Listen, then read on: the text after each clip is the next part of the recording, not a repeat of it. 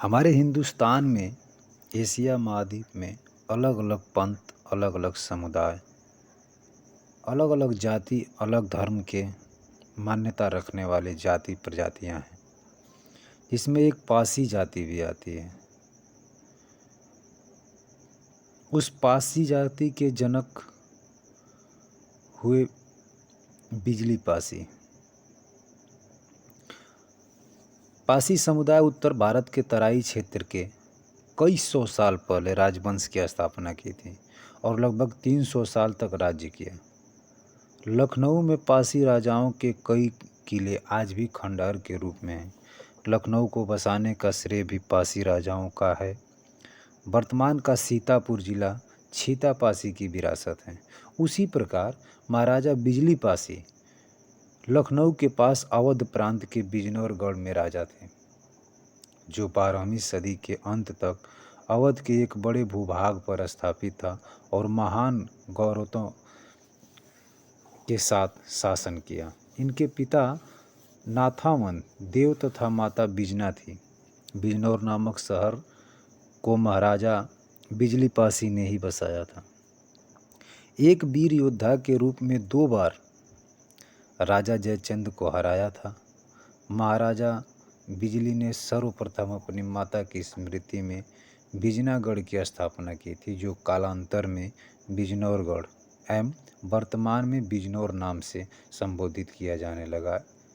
इसके बाद इनके पिता की याद में बिजनौरगढ़ से उत्तर लगभग 3 किलोमीटर की दूरी पर पिता नाथावन के नाम पर नथवागढ़ की स्थापना की। महाराजा बिजली ने किसी भी की अधीनता स्वीकार नहीं की, बल्कि 2 बार राजा जयचंद की सेना को पराजित भी किया था। आज के समय में अगर देखा जाए तो पासी समुदाय को आगे ले आने वाले भारत सरकार के रामविलास पासवान, जब वो पोस्ट मंत्री हुए, तो उनके देख-रेख में सामाजिक सम्मान के लिए एक स्मारक डाक टिकट जारी किया और पासी जाति के आंदोलन का राजनीतिक प्रभाव इस स्मारक स्टाम्प में है। उत्तर प्रदेश के बिजनौर शहर की स्थापना का श्रेय बिजली पासी को दिया गया। उन्हें पृथ्वीराज चौहान के समकालीन होने के रूप में भी वर्णित किया गया था। इस विशेष मोहर के अनुसार उन्होंने उस समय अपनी स्थिति मजबूत कर ली, जब उत्तर भारत के अतीत शक्तिशाली साम्राज्य के पतन से पहले कई छोटे राज्यों में विभाजित किया गया था। महाराजा बिजली पासी एक प्रबुद्ध शासक थे, जिन्होंने अपनी स्थिति को मजबूत किया और बिजनौर के क्षेत्र में भूमि के एक बड़े पथ पर अपना शासन स्थापित किया। जैसा देखा जाता है कि 18वीं शताब्दी में 19वीं शताब्दी में ब्रिटिश गाजेटियर में दर्ज किया गया था, जब पृथ्वीराज चौहान के समकालीन थे। वह पासीस एक सक्षम नेता था, जो इलाके की स्वदेशी लोगों की एक भयंकर स्वतंत्रता थी। बिजली पासी के स्मरणोत्सव ने दलित के दावों का आवाज़ दी कि अतीत में दलित राजा थे और उनका उच्च जातियों की तरह ही शानदार इतिहास था।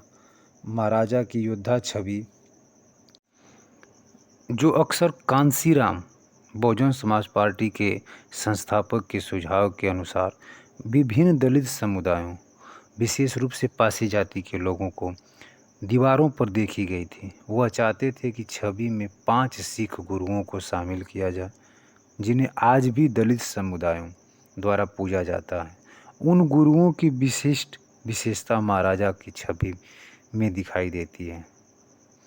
महाराजा बिजली पासी किला, जो आज लखनऊ का एक और ऐतिहासिक स्थल है, जो देखने लायक है। हर वर्ष महाराजा बिजली पासी के जन्मदिन पर लाखों पासी लखनऊ के अन्य ऐतिहासिक आकर्षणों की तुलना में महाराजा बिजली पासी किला कम प्रसिद्ध है। आशियाना के आवासीय क्षेत्र में उपस्थित लखनऊ का यह एक पर्यटन स्थल भी है। बैरिया रायबरेली एवं उन्नाव जिलों में अधिक हैं। नेपाल, असम, बंगाल तथा बिहार में भी करोड़ों की संख्या में पासी हैं। असम का पासी घाट बहुत ही प्रसिद्ध स्थान है। अरुणाचल में पासी धनाढ्य है। आंध्र प्रदेश तथा कर्नाटक के पासी अपने को किंग पासी कहते हैं। 800 वर्ष पहले भारतवर्ष में कई प्रदेशों में पासी राजाओं का शासन था। उत्तर प्रदेश में तो सैकड़ों छोटे बड़े राजा महाराजा 12वीं शताब्दी तक थे और बहराइच में राजा त्रिलोक चंद ने दिल्ली के राजा विक्रमपाल को हराकर सारे अवध पर राज्य स्थापित कर लिया था। पहली शताब्दी से 12वीं शताब्दी तक अवध प्रांत में पासियों का साम्राज्य रहा। उत्तर प्रदेश में पासी जाति के नाम पर राजनीति में लगी है होड़।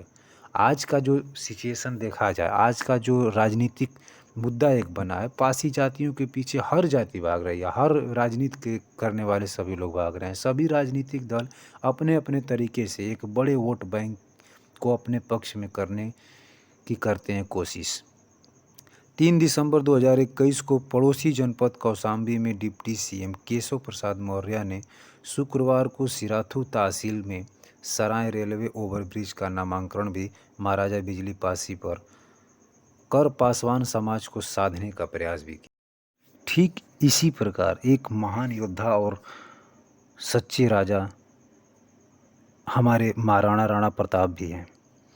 इन्होंने अकबर की अधीनता कभी स्वीकार ही नहीं की। उनका जन्म वर्तमान के राजस्थान में महाराणा उदय सिंह एवं माता रानी जयवंता बाई के घर हुआ था। इतिहासकार विजय नाहर के अनुसार राजपूत समाज की परंपरा व महाराणा प्रताप की जन्म कुंडली व काल गणना के अनुसार महाराणा प्रताप का जन्म पाली के भील जनजाति में बताते हैं। महाराणा प्रताप का जन्म पाली जिले में हुआ था और उनका ननिहाल पाली में था। मुंशी देवी प्रसाद द्वारा रचित सरस्वती के भाग 18 के 7 पंक्तियों में ताम्रपत्र पर उल्लेखित है।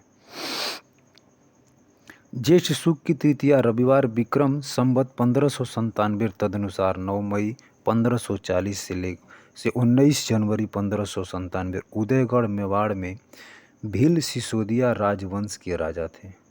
उनका नाम इतिहास में वीरता, शौर्य, त्याग, पराक्रम और दृढ़ प्रण के लिए अमर है। उन्होंने मुगल बादशाह अकबर की अधीनता स्वीकार नहीं की और कई सालों तक संघर्ष किया। अंततः अकबर महाराणा प्रताप को सुधारने में असफल रहा। महाराणा प्रताप ने नीतियाँ ब्रिटिश के खिलाफ बंगाल के स्वतंत्रता सेनानियों के लिए प्रेरणा का स्रोत बने।